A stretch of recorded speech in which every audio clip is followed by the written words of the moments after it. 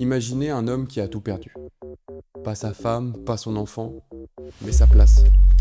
It takes nothing to steal another man's work. It takes everything. Celle qu'il avait mis toute sa vie à construire.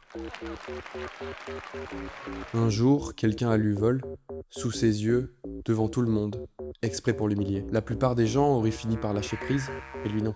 Il choisit l'option la plus dangereuse, il refuse la perte. Et il va se mettre à construire quelque chose pour tout réparer. Pas un plan, une obsession. Et à la fin, il va gagner, c'est sûr. Mais à quel prix ? Parce que l'homme que l'on voit à la fin du film, l'homme qui se tient debout, il n'a plus rien d'un homme.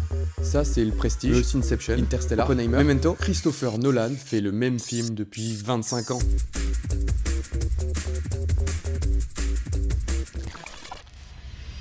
Le Prestige donc.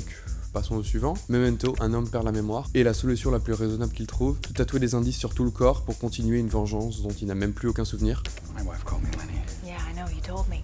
Well, then I probably told you how much I hated it. Dunkerque, les soldats n'ont plus aucun contrôle sur rien, alors ils improvisent un moyen de rentrer chez eux, bateau par bateau, et le film appelle ça une victoire.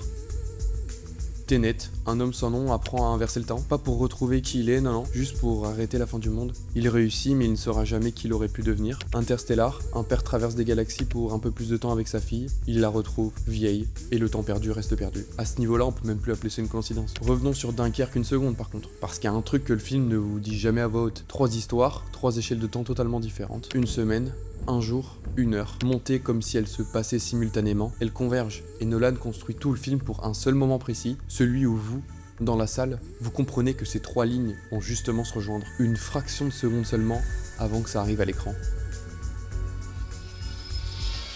Un compte à rebours que personne n'affiche, et pourtant vous le ressentez dans le montage, personne ne vous l'a expliqué.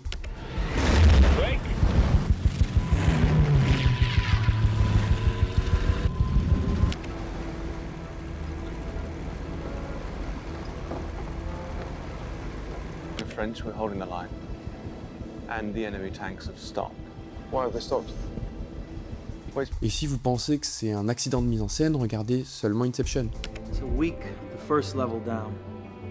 6 months, the second level down, and the third level. It's 10 years. I'm hoping you have something more elegant in mind than shooting me in the head. A kick. What's a kick? This, Ariadne, would be a kick.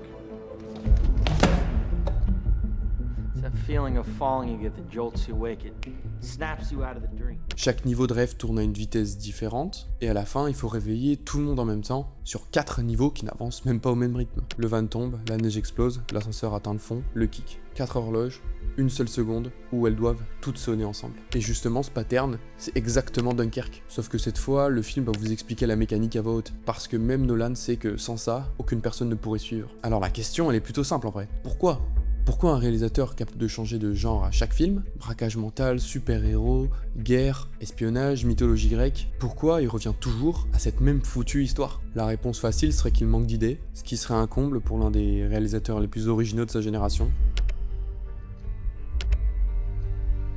Sauf que regardez ça, ce n'est clairement pas un problème d'inspiration.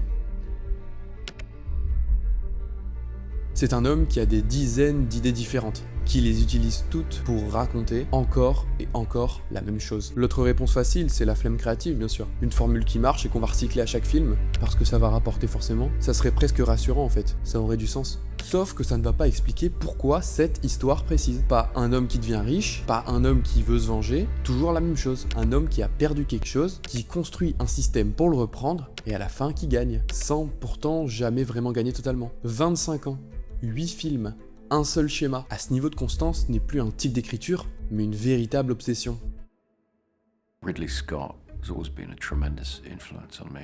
I've loved the worlds he's created, the textured quality of those things. Nolan ne parle jamais de lui. En 25 ans de carrière, pas une interview marquante, juste des films. On n'en sait plus sur l'intrigue de son prochain film, ayant pourtant un scénario gardé sous clé, des acteurs sous contrat de silence, que sur sa propre vie. Et ça devrait déjà vous interpeller. Mais si sa propre théorie était vraie, celle qui répète film après film, sans jamais la nommer directement. Un homme perd quelque chose, il refuse de faire son deuil, alors il va construire obsessionnellement pendant des années un système pour tout récupérer. Et si finalement ce système c'était pas juste le cinéma, 8 films, 25 ans, et le même homme qui essaye encore et encore de reprendre quelque chose qu'il n'a jamais réussi à nommer à voix haute. Peut-être que Nolan ne raconte pas une obsession, Peut-être qu'il est l'obsession.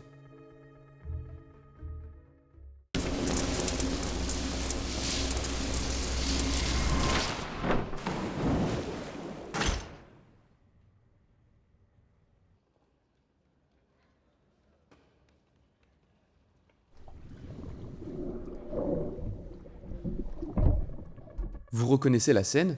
C'est le Prestige, celle avec laquelle on a commencé cette vidéo, mais vous savez maintenant que c'est pas seulement ce film-là, c'est Inception, Interstellar, Memento, c'est le même depuis 25 ans. On a l'habitude de dire que Christopher Nolan est un cinéaste du temps, c'est vrai, mais c'est incomplet. C'est un peu comme dire que le Prestige c'est un film sur la magie. Nolan en fait c'est un cinéaste de la perte. 8 fois différentes, 8 genres différents, il a raconté la même chose, ce qu'on est prêt à construire pour ne jamais faire le deuil de ce qu'on a perdu. Alors la prochaine fois que vous verrez un de ces films, peu importe lequel, peu importe l'époque, peu importe la planète, posez-vous juste une question. Qu'est-ce que ce personnage essaye de récupérer? Et vous aurez la réponse avant la fin du premier acte.